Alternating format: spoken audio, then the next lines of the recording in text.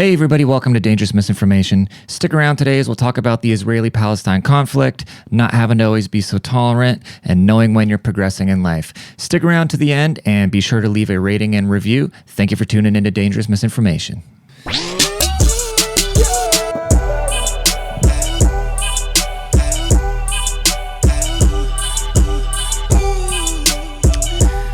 Greetings, petty people. Greetings to Dangerous Misinformation, the number one source in the world for dangerous misinformation. I am your host. My name is Rodney Smith.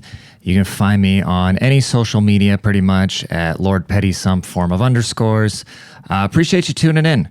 This is the formerly Lord Petty podcast, now known as Dangerous Misinformation, the only place in the world where we love everybody, we make fun of everything. I appreciate you being here, and we're going to have ourselves a jolly old time. You know what I'm saying? Yes, my face is still burnt from Mexico, because what they did is once you got to the resort, everything is free, right? The booze is inclusive, the food's inclusive, the blah, blah, blah, blah, blah. But you can't take sunscreen. You can't take sunscreen on the airplane, right? At least not a big bottle. At least not like a big rosé, a big Rick Ross bottle. You can only take the little airplane bottles of sunscreen on the airplane, and who keeps those at the house, right? So you got to be smart to bring them. Bro tip, if you go to Mexico, bring a little thing of sunscreen, because once I got there, they wanted $60, 60 US dollars for a can of sunscreen. So you know what I did? I thugged it out. And that's why right now I look like a red nose. So avoid my pasty, crusty face. Yes, occasionally, when I say occasionally, within the last 2 days, I'll be sitting there watching TV. Next thing I know, because I'm wearing glasses, because I'm getting old, but I'm not going to wear them on this podcast, because the kids already call me bald, even though I shaved my own head. If I'm wearing glasses, they're going to be like, oh, what's this bald fuck with glasses talking about? But guess what, pussies? I don't need my glasses when I'm out and about. I only need them when I'm sitting here talking shit. But yeah, in my head, I still have hair, believe it or not. Anyways, yeah, that's why my face is still pasty, because they are still burnt, because they lock us pasty people in there, and then they want to charge us $60 for sunscreen. My friend Gio, he had, because it was his wedding, he had a preferred, which is just like the resort's way of saying like MVP, you know, or VIP, not MVP. And so the first night I got there, I went to go meet up with them, and he told me to go meet him in the preferred lounge. I didn't know where the preferred lounge was. And so he scans his card, and he said, he made a joke. He says, yeah, this is where they keep all the white people. And I said, oh, will my key card work? And he goes, no, your key card won't. You just got to scan your face on the thing. And it was really funny. But yeah, dude, we back up in this bitch, man. And my question for right now is, why does Israel need our money? Why does Israel need our money if the Jews are honestly the smartest people on the planet? You know what I'm saying? Is that a racist thing to say? Is that like saying black people are good at sports is saying Jews are the smartest people on the planet? They have the work ethic of the Asians, and they got brains more advanced than the white people. That's why being Jewish is honestly the biggest privilege you could possibly be, unless you were born in the fucking, unless you were there during the Holocaust, obviously. But yeah, the Jewish communities, they really help each other out. And if you're born Jewish, you're kind of, if you don't go, have you ever met a dumb Jew? Have you ever met a dumb, lazy Jew? I have not, okay? I've never met a dumb, lazy Jew, and I don't think I've ever seen a Jewish homeless person. But I don't understand why Israel needs America's money, because aren't they fighting people that haven't progressed past the fucking Stone Age yet? And I don't know how racist that sounds, but like, really, let's quit the bullshit, okay?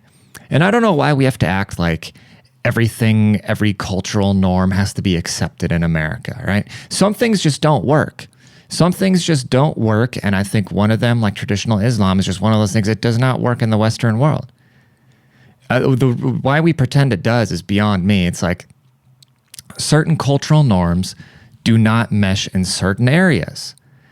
It's like, so back in the 80s and 90s, right? There was an airline, Korea Air. I think it's still around, just called something else now. They kept having all these airline crashes.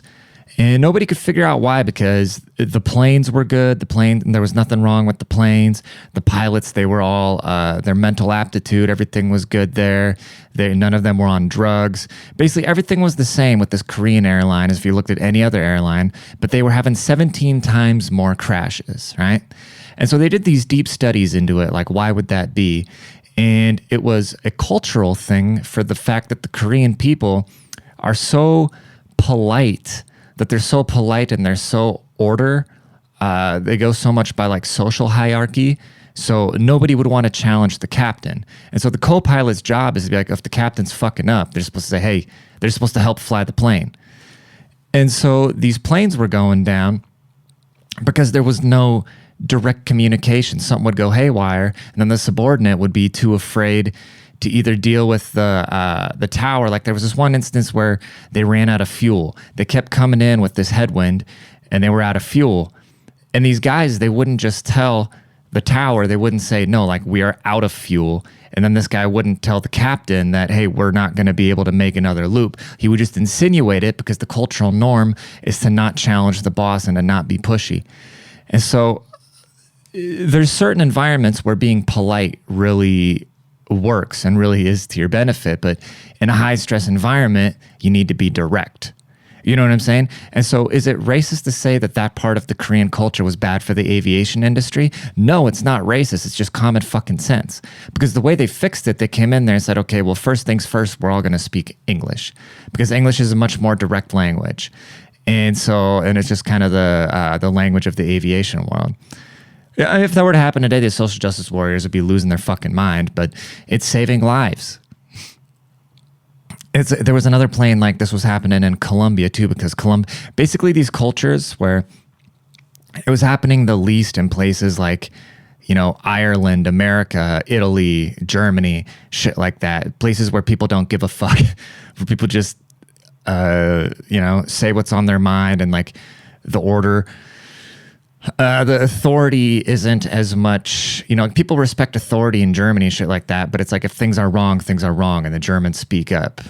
Germans are hilarious. I love my people for the fact that I know it's ironic that because I'm sitting here doing a podcast every day, but Germans are just so blunt and to the point and like say the most by saying the least, and that shit's fucking hilarious. People say Germans aren't hilarious, but that's hilarious. You can't tell me otherwise. But yeah, so the way they fixed it is, they had to say, we respect your culture, yada, yada, but this isn't good for airplanes. So why is it that as Western Americans founded in Christian countries where we don't like wrapping burqas on our women and telling them they can't drive and throwing stones at them and shit like that, why is it that we have to act like this shit works here? It doesn't work here. It might work in the Middle East, and we have no business going over to the Middle East and disrupting these things. If that's what they want to do, that's what they want to do. But for us to sit here and have to act like that shit meshes here, it just does not. It does not work over here. It's like we've moved beyond that. Our cultures, we did all, like if you look at World War I, you look at World War II, we did all our fucking wars. We're done. We don't want to do it anymore. We don't want to do all this fighting shit, all this fighting amongst each other. Leave all that holy war shit over there. Don't bring it over here. We don't want to deal with it. I'm sure some people want to deal with it. People with a lot of Raytheon and Boeing stock probably want to deal with it. But got my 401k fucking shot up after the whole Ukraine conflict and shit like that really got going. So I can see why people are warmongers, but, at the same time, they say, oh, we're spending the tax dollars, but whatever tax dollars are going to take anyway. So if you have fucking Raytheon stock, whatever, go spend the tax dollars because I'm going to get this stock money. But there is a morale quarrel, okay? But the point being, I just don't think that it's necessary for us to sit there and act like this fucking works, White people are fucking pathetic. Our ancestors had to come here from decrepit European corners of the world where there was no hope for them. And by the time they got here, they had to hop on these fucking God knows if their ship was even going to get here. They had to hop on these shitty ships. They had to come here and sell fucking fish in the street or do whatever they had to do, try to make the shit work and figure it out. You know, try to come like maybe we're so out of hope back home that we're going to go to the new world and try to make things right and build. And there was nothing here for them. And they had to fucking basically the most ambitious of the ambitious. When you talk about the old school immigrations, the Ellis Island people, those were the most ambitious of the ambitious people that had nothing to lose and that came here under dire circumstances. Now people just come here with a fucking handout. So it's not the same thing. It's not like America's this new country. It's established. The culture's here. And if people don't respect the culture, they should honestly just not. It's so common. You see at these like pro-Palestine protests and shit like that. Somebody going off, oh, I hate the West. I hate America. I hate Europe. So why the fuck are you here? You know what I mean? It's like it's this, you know, they call the replacement theory cuckoo, whack job, blah, blah, blah. But what else is it, dude? It's not like these people are going to like intellectually beat us at a war or something like that. They're just going to fucking drain all our resources and outbang us. That's what's going to happen. And then we just got to sit there and be like, oh, no, this is beautiful. This is wonderful. We're so tolerant. It's the fall of Rome, bro. The fall of Rome is happening right in front of our fucking pasty faces, and we're not doing shit about it. Our ancestors that came here and built and went through hell, they're rolling in their graves. They're like, you fucking bitch-ass Europeans, dude. I think we need to stop being bitches, you know? Like we've proven that no matter what we do, no matter how tolerant we are, it'll never be enough. So at this point, we should just be protecting our interests. It doesn't matter how much you give, how much you open the borders, how much you don't. It doesn't matter what you do. If you look like this, it'll never be enough. It'll never be enough, so you might as well start protecting your own interests and honestly looking after your safety because shit's getting really fucking weird. Yeah, the end times are near, dude. I wouldn't be surprised if if an alien spaceship showed up tomorrow, okay? I'd just be like, whatever. It was bound to happen. I mean, what would the fucking frogs were supposed to start raining? It would have been that. It would have been that or a fucking alien ship or God knows what. I feel like I'm on the right path in life because I can't remember the last time anybody said anything uplifting to me. You know, when I was doing really bad, people would always, you know, go out of their way to say something nice and uplifting. So if people are constantly saying nice, uplifting things to you, there's a good chance they think less of you, and maybe rightfully so. But you always know you're growing as a person and professionally or creatively when everybody around you is just trying to drag you down, whether it's directly or indirectly. Guess what? I literally can't remember the last time somebody just said, you know, asked me how I'm doing and said something encouraging. Everybody's always just fucking trying to drag me down. And that's fine. It doesn't bother me. I'm well accustomed to and totally fine with human nature. I respect human nature. I am a student of the game of human nature. And that doesn't bother me. I don't take the things personally. I just think that it's very deep rooted in people to where if you're not doing what you think you should be doing with your life and you see somebody else doing what they want to be doing with their life, then you're going to naturally try to bring them down a peg, you know? I mean, everybody has that urge to bring somebody down a peg. So if people are trying to bring you down a peg, see that as a good thing, is what your boy would say. Because, yeah, that's always how I know that things are moving forward, is when people are being weird, you know? When people are just being funny on the sly, you just start picking up on it. People start asking questions where it's like, you don't actually care. You don't actually care about, you know, somebody goes, oh, how's your little podcast going? It's like, why are you calling it a little podcast? What are you insinuating? What are you talking about? How's your little family doing? How's your little job going? How's your little fucking stupid career working for somebody else going? What would it sound like if I said that? You know what I mean? I'm always bigging everybody up. I want everybody to win. But, you know, it's like I said in one of my terrible songs, I'll never get the love I give. And that's okay. That is okay. Let's go back to this Israel-Palestine thing here for a little bit, because I've been doing a little research on it, okay? And it sounds like, from what I gathered, okay? From what I gathered after the Holocaust, the Jews were given this country within Palestine. But then they had to be Jews about it, and they went and took way more than what they were supposed to have. And they treated these people, they treated the natives like they were lesser humans, which coming from the Jews who were just being persecuted all over Europe, right? And people always want to say, oh, Germany were these big bad guys. Nobody else was taking the Jews. When the Jews were being persecuted in Germany, they tried to go to a bunch of other places. Like the United States sent ships away. Everybody sent ships away. So that's why the Jews went and got their own land that's why they went and got Israel, right? But then once they got to Israel, after being persecuted, you think they'd be the most sympathetic people towards being treated as less than human. So then they get to Palestine and then they treat these people just like fucking dogs. And I'm not saying what Hamas is doing is right, okay? You should never be a fucking terrorist sympathizer. But I understand the Palestinian gripe with Israel. Now, are they going about it correctly? Absolutely not. And why we can't just see a middle ground here? Like we should either just let them fight, let them duke it out. This holy war, it's not going to go anywhere until one of them just does what they do. And I know that's very fucking cruel to say because, there's civilian casualties and that sucks. And I hate that. And I wish we could change that. But also, I think there's a middle ground where we can say, hey, Israel, why don't you just give the land back to the Palestinians that you weren't supposed to have? And Palestine, why don't you stop being fucking terrorists? Oh, there's always a middle ground, dude. I'm telling you, if there's one thing I've learned in this little life of mine, there's always a middle ground. There's always a compromise. And nobody wants to compromise anymore. Everybody just wants to fucking yell. And I don't know if anybody ever did want to compromise because that must have been why we've had all these wars. What is a war? A war is a lack of wanting to compromise unless you're trying to completely just crush evil. And both these sides, I'm from the outside looking in. I didn't know shit about it. I've always avoided the topic because like I said, I'm not interested in that part of the world. But now you can't help but be. Excuse me.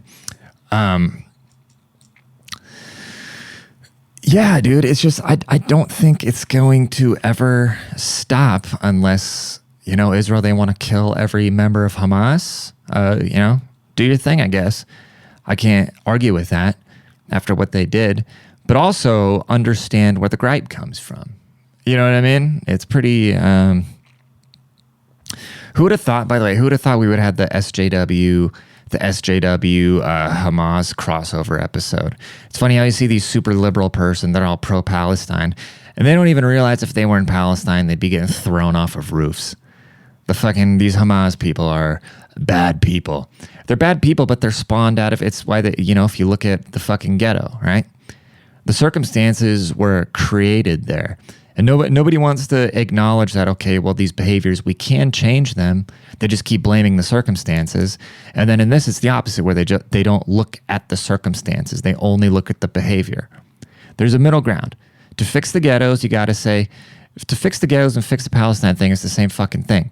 You acknowledge that there's circumstances that caused all the violence and all the despair, but then you say, okay, well, now let's going forward. We've established why you've acted the way you've had. Now let's fix that behavior going forward. But that's racist or something, I'm assuming. I don't know, bro.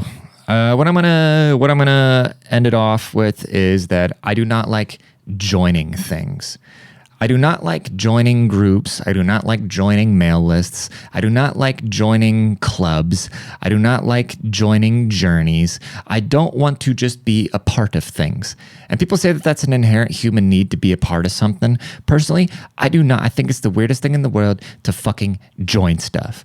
And I hate how the establishments have been. Like, we have such intelligent people in this world who, because they didn't join some fraternity or become within some proximity effect, right? And I know I'm bitching about nature, which I just said I wouldn't, but I hate that aspect of you have to join things to have certain credibility versus just nobody comes out of the blue, okay? Anybody you've ever heard of that's ultra successful, they did not do it by themselves. They got into some sort of system which was already there, that was built over generations, okay? Nobody's just, the term self-made, it's not a thing. Nobody gets there by themselves. And personally, I don't like the idea because I hate joining things. I hate joining other people's ideas. I hate joining. I want to build my own things, but I'm not ignorant to think that I won't need a little help along the way. So if you want to help me along the way, tell somebody about the show, rate and subscribe. Spread it like the herp in Vegas. And that's going to be that. Okay. You guys have yourselves a wonderful Monday morning, Monday afternoon, or whenever you're listening to this. And yeah, appreciate y'all. Take care of yourselves. Deuces.